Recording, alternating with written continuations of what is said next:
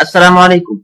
Welcome to new tutorial inside SolidWorks assembly. In this tutorial, I will show you how can you use the distance limit made and angle limit made inside the SolidWorks advanced mate.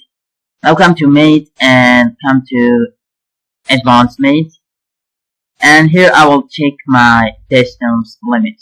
Okay, now in mate selection, let me select my mate faces.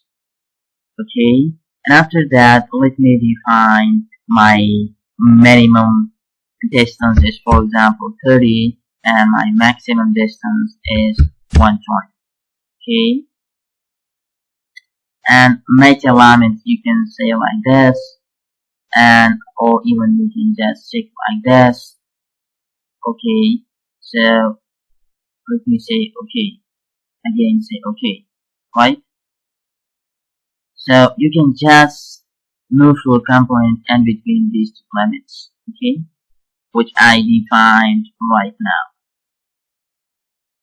in between this limit and this limit. Okay, now the next thing, that is my angle mate, and I wanted to create an angle mate between this face and this face, but this time this is not an angle mate like we have defined in the standard mates, simple angle mate. Okay, so this is an angle limit mate.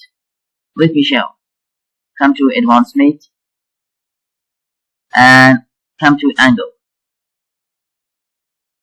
So in match selection, let me select my two faces and let me come downward, and here let me define my minimum angle and my maximum angle.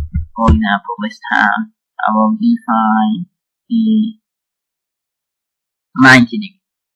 Okay, so now I can just move my component in between these two limits, 35 and 90.